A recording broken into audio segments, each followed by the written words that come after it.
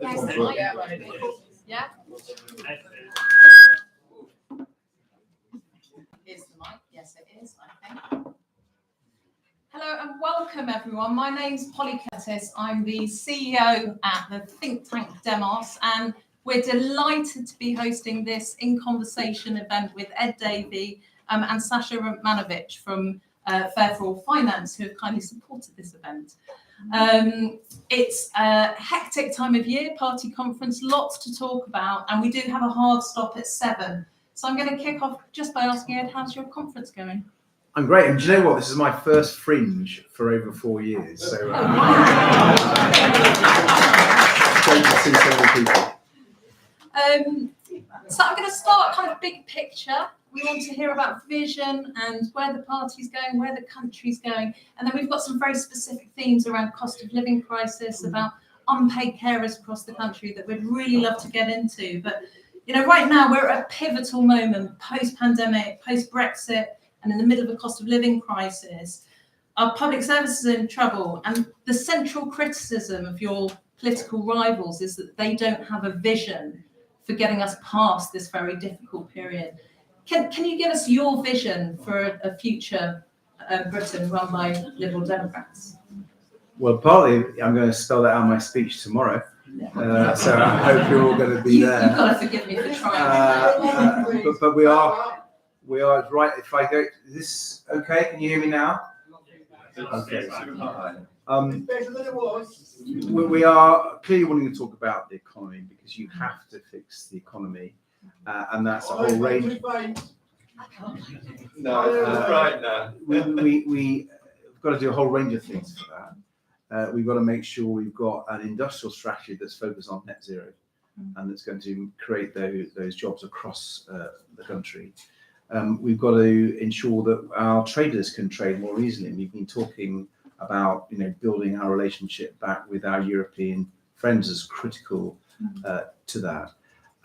What I've been saying today, though, is we need to see a link between the NHS and the economy, and that's not often made. But there are tens, if not hundreds of thousands of people who are on waiting lists, who can't get to see their GP quick enough, and that means they can't get back to work. And it's really interesting listening to employers and businesses. They're saying that the problems with the NHS are holding back growth. So that's one of the many reasons why we're focusing so hard on NHS and care. I know we're going to come to care later, because we believe if we can get that right, it actually can really boost our economy.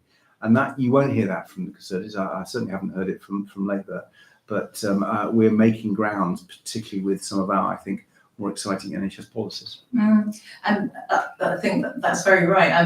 You will hear that from industry at the moment. You will hear from, I was talking to a leading company the other day who's paying for cancer tests because the waiting times are too long. But it's about the balance between where the state and society and industry lies and where the line is about our responsibilities. Well, I think people should be able to get tested for cancer, get diagnosed and get treated rapidly. For normal people, I don't think should rely on their firm for that. I mean, one thing that I'm very concerned at, if you look at the cancer policies of the government, they've really failed. They claimed 2 years ago, I think it was, they would have a 10-year cancer plan so that we had world-leading cancer services. That's been ditched by Rishi Sunak. If you look at the way that there's very long waiting lists and waiting times to get treated for cancer after diagnosis, it's quite shocking. And so while there, of course, have been improvements over time, the survival rates in our country after 5 and 10 years are behind many, many other countries. That's simply not good enough.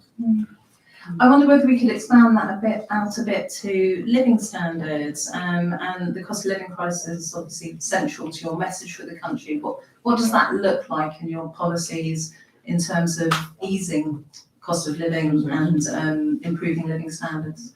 One thing you've got to do is look at all the many areas that people are stressed by. So I'm really proud that we were the first party to call for a windfall tax on the oil and gas companies and do that properly, because when we made that, and I think it's still relevant now, I think it's relevant this coming winter, there are people really struggling with their energy bills. And when you can't pay a bill like that, it means you cut back on other things, including food. So you need to have a strategy in this quite extraordinary time we're living in. The energy prices are still 3 times what they were before this crisis. If you look at the food challenge, we've got a whole range of policies on that, but I think the one thing I'm proudest of is our campaign for free school meals for all school children.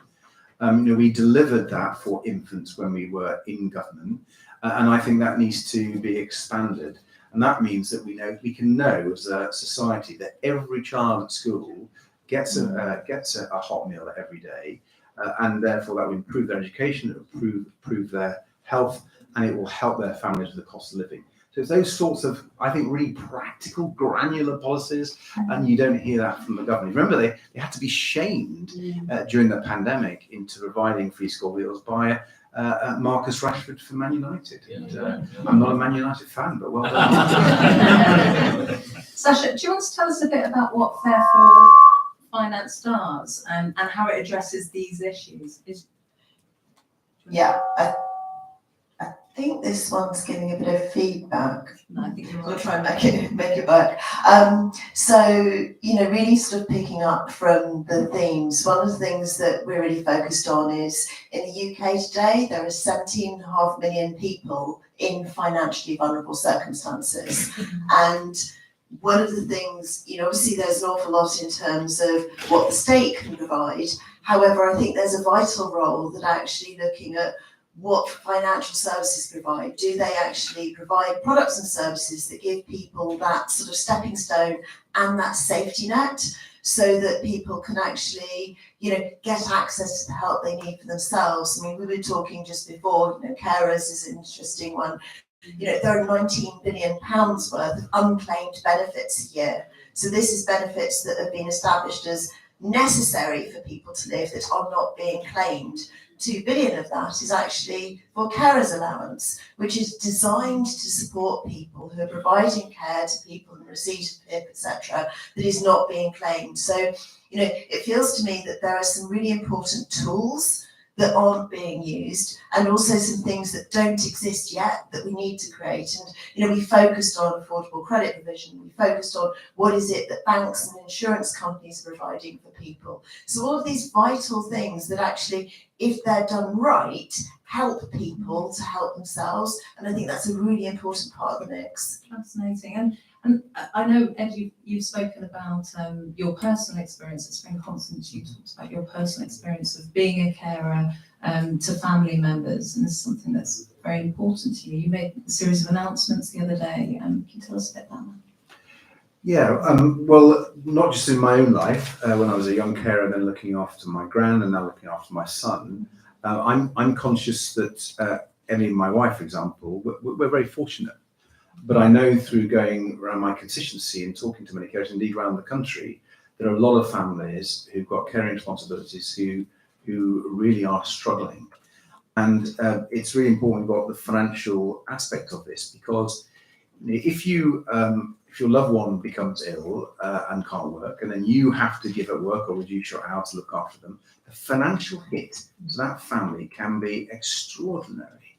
So, I've met carers. I was talking to a carer the other day at Kingston Carers Network in my constituency, and they were worried that the carers allowance that they were claiming just wasn't enough. It's the lowest level of any benefit in the system. And during the pandemic, people like this lady I was talking to, her name was Sheila, she was really, really struggling, and the government didn't do anything about it. They increased universal credit by £20 a week. That was great. But we asked them to increase carers allowance by £20 a week during the pandemic. They were not interested at all. And so a lot of these people who were really struggling got no extra help. And, I don't think I can forgive them for that. Mm. Do you want to respond to that, Sacha? Because I know it's your area. Yeah, well, I think it's I tend to focus in terms of Fair for All Finance on what are the things that we can do. And so, focusing on the benefit system and arguing in terms of that. There are brilliant people who are advocating in that space. I think equally we see that there are some vital things that help people to be able to live better and live well. And if you think about the 17.5 million people in financially vulnerable circumstances, 25% of them have caring responsibilities. You look across at some of the other things that people are often living with. There are 2.7 million households living without a fridge, a cooker, or a cooker, or a washing machine. So, if you think about that in terms of someone who has caring responsibilities, and think of the impact on your life, both in terms of the additional costs, but the additional labour, it's enormous. What's been great is we've been able to see that there are some things that you can do that really make a difference. So we've been piloting, for example, a no interest loan scheme. So this is actually saying sometimes people could afford to actually pay back an amount without the interest. But actually what we found is the benefit of people having access to a washing machine. They're not having the labour of trying to get to a laundrette. They're not having the costs of getting to the laundrette. That actually that relatively small loan, and we're talking £200 or £300, is actually creating about £30 a week cash back in someone's pocket. And so I think, particularly going in an economic environment where there may not be loads more money everywhere, looking at what other solutions are there that can actually help people have those stepping stones to address some of those really practical issues, I think is really important. I really like that idea, and I think we need to develop lots of those things. And for this reason, lots of people who are in hardship don't fall into the boxes that the government have created. They fall outside them. And I was at Kingston Carers Network the other day, and I met a young girl who was 8. This is not her real name. Let's call her Lucy. She's looking after her mum, who's got mental health problems, and her 2 younger siblings. She's 8. She's 8. And she's getting help from Kingston Carers Network. They are surviving on food vouchers to go to the food bank. And the benefit system just isn't responsive to those sorts of people. That young girl who's amazing, actually, she's just quite startling. But she's got this heavy responsibility. No 8-year-old really should be having to do that. And we need systems that recognise the reality of life for people. And the reason is her mum is an adult. She's got a mental health problem, and when people with mental health problems, people with learning disabilities, again, they find the whole system extremely challenging to deal with. And the way that the DWP particularly works, I'm sure I'm not going to hear your view on this. It's just too inflexible, and it's the department that likes to say no, and not the department that says you're clearly in trouble. How can we find a way to help you? And we need a change in culture if we're going to make sure that people like this amazing 8-year-old girl get the support they need. We've just done some research looking at how people who are living in poverty talk about poverty online. And one of the strongest themes that came out is how damaged people are by the experience of dealing with the state services. It feels like an abusive relationship. It feels damaging. I once had a physician come to my surgery with her 2-year-old, I think she was 3 by the time she got to me. She'd been claiming child tax credit, or trying to. She filled in all the forms. And HMRC wouldn't believe that she got a child. She sent them all the forms, but for some reason the computer said no. And she said, "I brought you my child. Here she is." But HMRC says she doesn't exist. Can you help me persuade HMRC that my child exists? I mean, when bureaucracies become that unresponsive, there is something wrong. Yeah. I think there's going to be lots of questions on these issues when we get to the audience bit, because I can hear people agreeing with what you're saying. But one of the things I thought was really interesting in your announcement around carers and this £5 billion investment in carers situation is that you think you can claw back or get back some of that actually it's preventative spending. We're doing a lot of work at Demos around prevention and how you spend to save as well in the state services. Can you talk through how that works? Yeah, I think that preventative work is something that I want the party to really think through. because there are lots of people that if we help them, actually will save the state a huge amount of money just by just giving people the chance in life. Actually, it returns many times back to our society. And again, short-term thinking in little silos means that people can't give people a chance to contribute back. So our policy of free personal care, which I think we passed at our spring conference actually, what it essentially will do is will allow people to be discharged from hospital, to be looked after often in their own home, which is what they prefer, and discharged more quickly because we will have that investment in carers and in care. It will help their families who may well then be able to look after them at home, and without that free personal care, they might have to go into a care home. So here are the two massive savings you get if you enable the system to work for individuals and their families. First of all, you save huge amounts of money in the NHS because people are discharged quickly. They reckon that about 1 in 4 people in a hospital at any one time are ready to be discharged, but there's not any care to help them either at their home or in a care home. So we're actually grossly inefficient. And it's one of the reasons why our NHS is in crisis. And the other way is if you can help people being looked after at home, they much prefer that. I was, again, I'm sorry I keep talking about Kingston Carers Network, but they're a fabulous organisation in my constituency. I do a lot of work with them. I was talking to a husband who was looking after his wife, and a wife who was looking after her husband. Both their partners had got dementia. And one of them had just had to give up looking after them, so they'd gone into a care home. But they were clear that if they'd had a bit more extra help, they believed that their partner could have stayed at home a lot longer. And the state has to contribute to that care home cost. So if you can keep people at home with a small amount of intervention to help the family, that's better for that person and that family, but it also saves money. And I don't think we should be afraid of saying that. When we have a great policies like free personal care, yes, it saves money in the NHS, it saves money in the care home, and that means actually it's a far more viable policy than people in the Treasury or the Conservative Party would have you believe.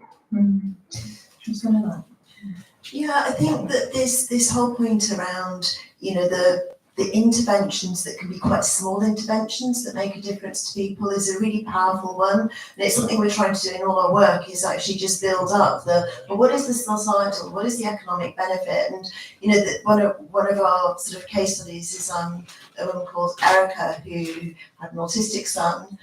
He was doubly incontinent, and she had a washing machine, she didn't have a tumble dryer, so she didn't have a lot of money, he didn't have a lot of clothes. She was often drying his clothes with a hairdryer, and not surprisingly, he was also getting bullied because he smelled. So, it's pretty horrible situation. She was able to get access to, and in this case, it was a loan to be able to get a tumble dryer, and she paid that off. And she was, in the case that she was saying how transformational that first loan had been, because someone believed in her and gave her something that could help rather than say no.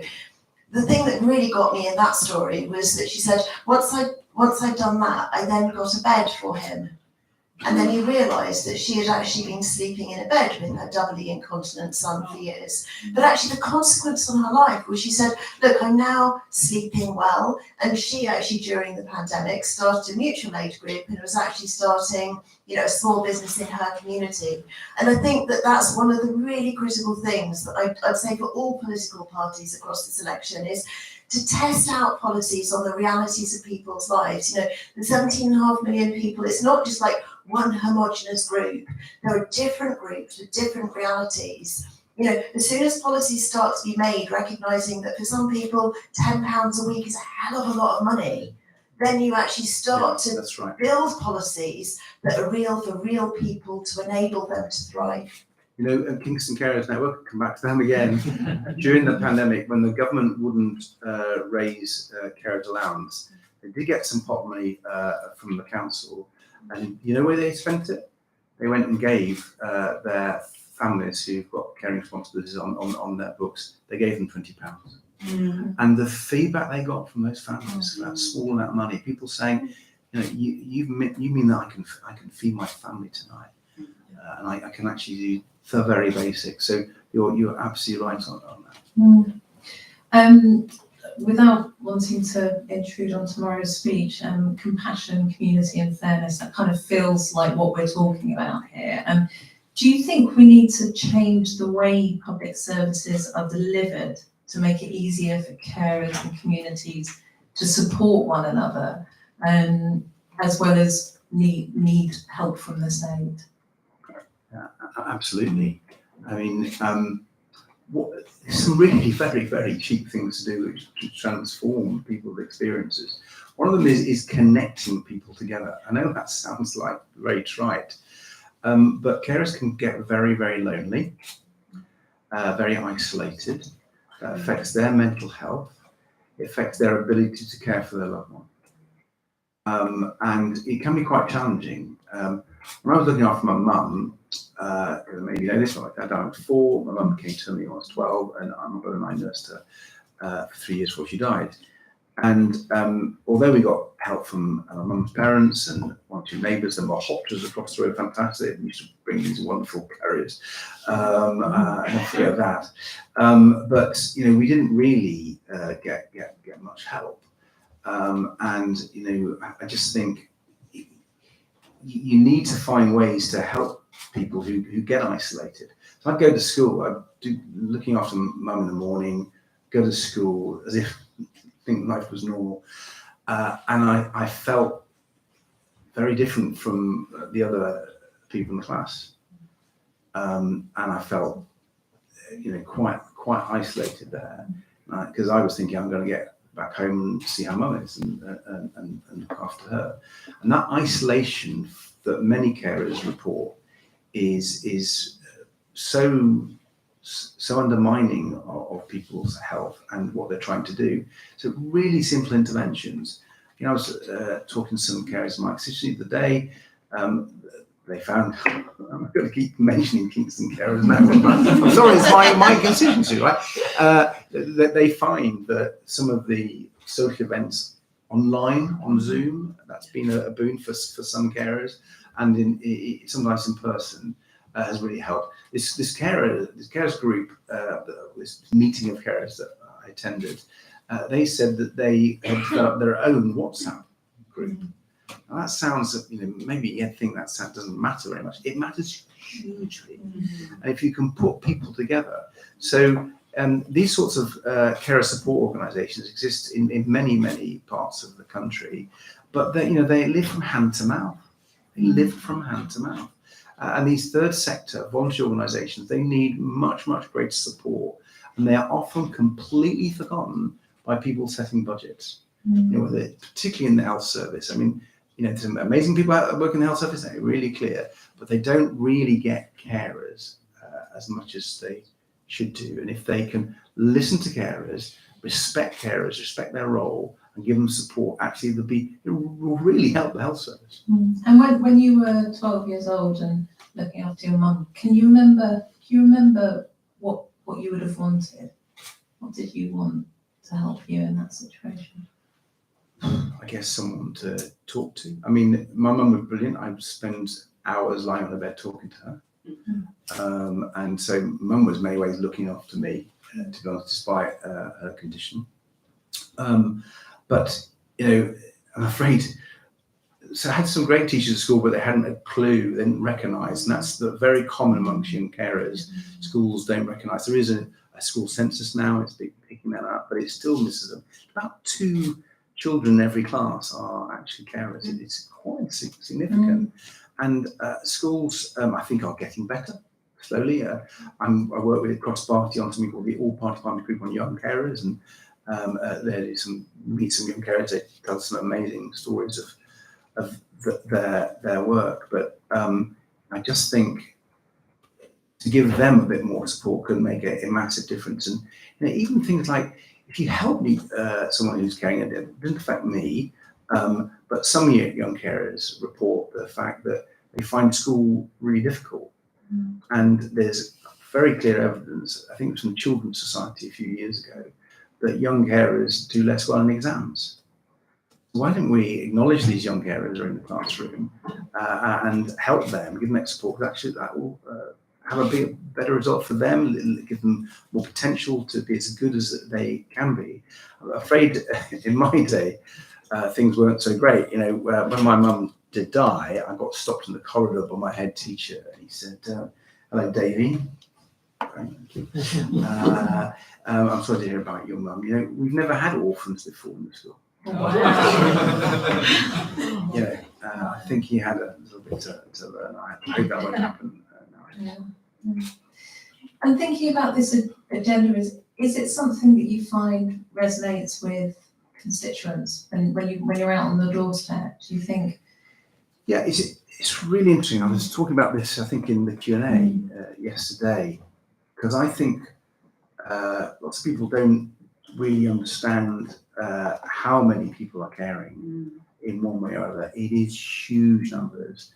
I mean, the census said it was about 5 million, and it's gone down. I think it's a lot higher than that. And some surveys suggest it's as many as 8 or 9 million people. And obviously, it's quite difficult to calculate, because some people move in and out of caring. You know, you're not always caring. I've had 3 different stages of caring for different types of different parts of my family in my life, and that's a very common experience, actually. And one of the things that's also common is people don't identify as carers. Yeah. They're just looking after the loved one, looking after their wife, looking after the child, looking after their mother, and they don't think, well, I'm a carer. So people don't actually acknowledge their caring, and that means that the state and the council and the government underplays it and doesn't realise how an issue. So on the doorstep, it may be that people don't realise they're a carer. I don't think that should matter. The right thing to do is to make sure we're doing far more for carers than we are. And I think if parties like ours are voices for carers, I think there's electoral benefit. It may be harder to campaign on it, and it is harder to campaign on it, but it's the right thing to do. And people will begin to listen to us. And people are listening to us now on this issue in a way which they hadn't ever before. And these are people often who've lost hope. You know, they feel, as you say, isolated. They're often with very little money. And I mean, surely we as Liberal Democrats should be standing up for these people. Sacha, that goes to your point about people not realising the financial support available to them as well. Yeah, and I think, you know, it's interesting, you know, as Ed said, you know, 17.5 million people in financially vulnerable circumstances, at least a quarter of those have caring responsibilities. And, you know, they can hit at any time of your life, you know, that we know that, you know, when people have, you know, somebody who falls ill with cancer in their family, you know, in terms of other illnesses, when people have mental health illnesses, we know that mental and physical health are 2 of the really big life events that can actually tip people from being, actually I'm doing okay, to life is pretty tough. And so, you know, being able to really sort of think about, well, in those situations, what is the, you know, what are things that actually you can bring together across government, across other institutions that people deal with that can support them? There were some brilliant things. I was talking to a financial services institution in Dudley. Not that it's all financial services, but it's quite interesting because, you know, they're saying, well, actually, we've got a physical premises. And what if we could, on our physical premises, bring together the different people who could actually support people in a really practical way to deal with some of the things they have to navigate to get the support that they need. You know, it's really interesting when you look at a lot of third sector organisations, one of their big costs is premises and facilities. Well, actually, if you think about it across the country, you've got all of these banking hubs and things that, you know, say with people withdrawing from high streets. What if we could reimagine a local centre which actually became a place of hope and opportunity for people, rather than, you know, maybe feeling, you know, I know that we see it a lot, that people often feel real shame in having to rely on other people as well. So it's not just not knowing they need help, but also people feeling ashamed that they need help and not wanting to go to help. So what if you could create a space that actually brought together those different services so people were given, you know, making it easy for people to get the support that they need. And, you know, I speak to people across DWP, across all over. There are brilliant people in all of these organisations who want to do the right thing by people. And so I think there is the opportunity there to do something really positive. Thank you for that. I'm keen to take some questions from the audience. There's a gentleman, I'm going in the order that the hands went up. So there's a gentleman in the middle at the back, gentleman here, and a gentleman at the front here, and women next. Hi, John Perry from Carers UK. Just want to say how glad I am to hear so much of the conversation has been about unpaid carers. I think the other side of this conversation is supporting carers to stay in work. And obviously, when Chamberlain's bill was passed last year, the Carers Leave Act to step in that direction. I was wondering, do you think that the Lib Dems would commit to going further than that with the paid care? Yes. I mean, first of all, I want to pay tribute to Wendy. She really got the bit between her teeth and worked really hard with carers organisations like your own to make sure we did what the government promised. The government promised this in their manifesto, and guess what? Didn't deliver it. And so when Wendy won in the private members ballot and was wanting to implement a policy the Conservatives said they supported it, they put them in a really difficult position. I think they were really quite annoyed by Wendy, so we're really proud of her.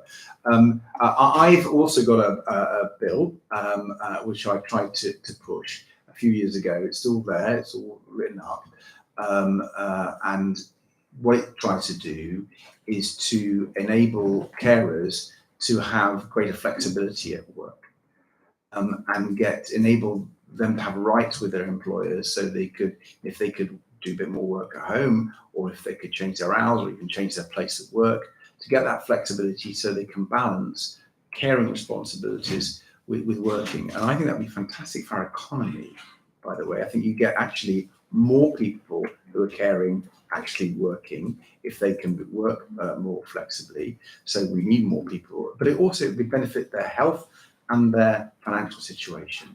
So there are huge benefits to looking at that for carers, and that's certainly something I'm very, very keen to pursue. Thank you. I'm Andy McGowan from the charity Carers Trust. So we're a national carers charity and infrastructure organisation for 126 care organisations, including Instant Carers Network. We don't mention. So we go back to young carers. So particularly what you're saying around applications like Lucy, aged 8. So the census figures show that nationally there's around 15,000 children caring for more than 50 hours a week, and within that there are 3,000 5 to 9-year-olds caring over 50 hours every week. Gosh, that number's gone up in the last 10 years, despite legislation to change it. So just wondering your thoughts on how do we try and make it so no child has to give up so much of their childhood for caring? Well, we need a whole strategy for young carers. We're making slow progress in the schools, so schools recognise them, because we want to make sure those children and young people can get support through their schools, but also their responsibilities are recognised at those schools and not just described. I mean, you'll know stories of children who've been caring for their, let's say, for their mother with a mental health problem, and they end up arriving late to school. Sometimes they get put in detention for arriving late at school. I mean, it's just nonsense. And that's why we need schools to be there to support. And if they can potentially be at the centre of that, they can link with the social services to make sure there's more support going into the home. They can do benefits checks. And I don't think it's unreasonable to ask that, because if the school is engaged with those children, they will get a better result with that child, and that's got to be their responsibility. So that's one way of doing it. But I think we need many other aspects. And when we listen to young carers and listen to their stories, there are so many things that they want. I want to turn it around a little bit though, because I think when we're talking about policies to help people who are really struggling, one should recognise that people learn from caring and they get some skills from caring. And I think particularly for young carers, what comes out from research is they tend to be more empathetic, they tend to be more resilient, they tend to be very good at time management, and these sort of skills that these amazing young carers develop are something that should be prized. So yes, they need that extra help, and that will, I think, go a long way to helping the young people you talked about. But I think they should be praised and supported. And my daughter is a young carer as well, because because although she doesn't do a lot of personal care for my son, that's me, my wife, and support we get, she has to sort of live with him. And it's her elder brother. She loves him, but he does occasionally clout around the legs or the body because he gets frustrated because he can't talk, and so she has to deal with that. And actually, I see the empathy that she's got from that, because she tends to gravitate to other children in the class who've got learning difficulties in some way to support them, because she's just very aware of that, very perceptive, and I'm very proud of that. I just want to say, can you let the Kingston people know we've recorded this?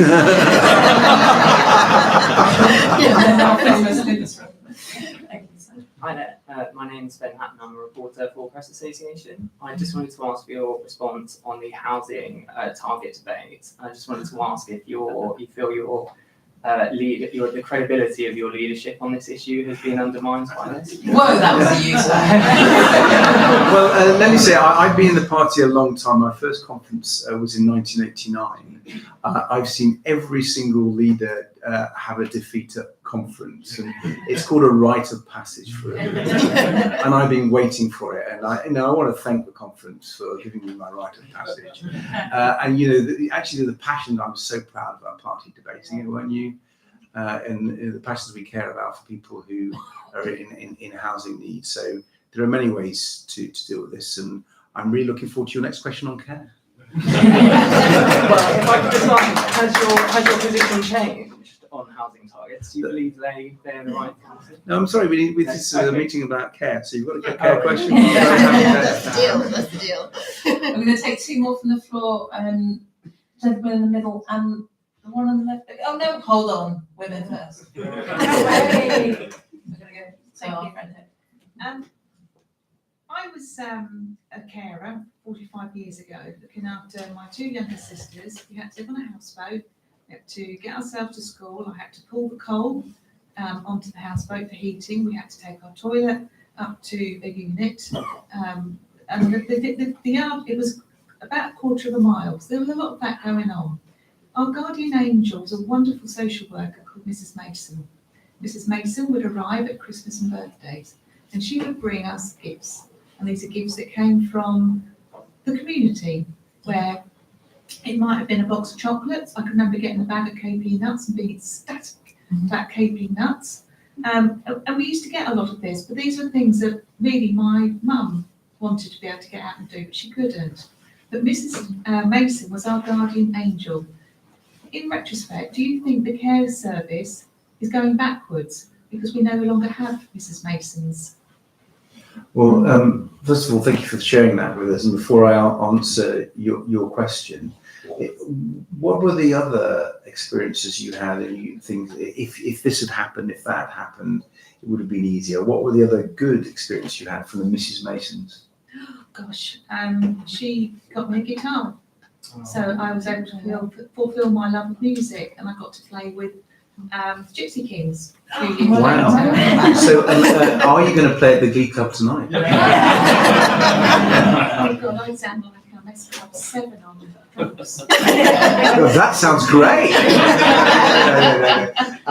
Listen, well, thank you. I mean, there's no doubt that in many aspects of this question, we could learn from what used to happen.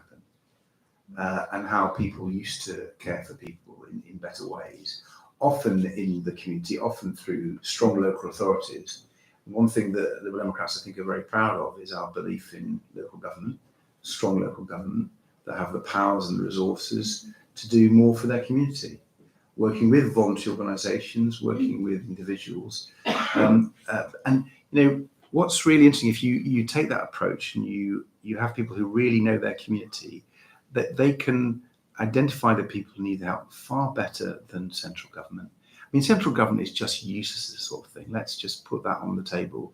And we saw that during the pandemic. I don't know if many of you are probably councillors, getting help to people who were struggling with food and with getting out of the house and not quite knowing what to do. Local authorities organised services working with their voluntary sectors and were brilliant at that. And then the government decided it wanted to get on the act, and it had those food parcels. Can we those food parcels? I mean, you know, I met people who said, why on earth are they sending me this? This is not what I need. And the government wasted huge amounts of money, and often it didn't get to the right people. So as Liberal Democrats, we know, work with the local community, with your voluntary groups, and you can get people the help they need. And we need, is it Marion's? Mrs Mason. Mrs Mason. We need more Mrs Masons. There we are, that's the slogan. Do you want to just come in on that final point and then we're going to Yeah, I was just going to say, I think the role of community and community organisations is massive. You know, we do a lot of work with credit unions and community finance organisations and local businesses. And I think it's really interesting when you've got that magic mix that works of, you know, who is almost the first person that someone comes to they might touch in the system, that can then actually say, all right, well, what you actually, you know, this is how we can help you, and, you know, linking you into other people. You know, community organisations can do that brilliantly well. You know, we've seen that through the cost of living crisis where, you know, credit unions, community finance organisations, often they've become distributors for hardship funds because they're really well in with their communities. They can actually sort out people so that not only do they get those funds, but they actually get the coaching support, the have you got the other things in place that you should be accessing that you might not otherwise. And that's why I'm always keen to sort of say that, you know, it's very easy to just go to, we've just got to change this part of the system. But actually the most effective things, when you've got all of those different elements working together, then actually you provide a real safety net for people. And I'd just love to see more of that happening. Yeah, absolutely. unless there's final words, Ed, or? I'll be told off if it's anything else. I think I'm next. Is it NFU reception? I'm next. So there we go. We'll let you get on, but to say thank you for coming and sharing this time with us. No, thank you. Sacha, thank you for sharing.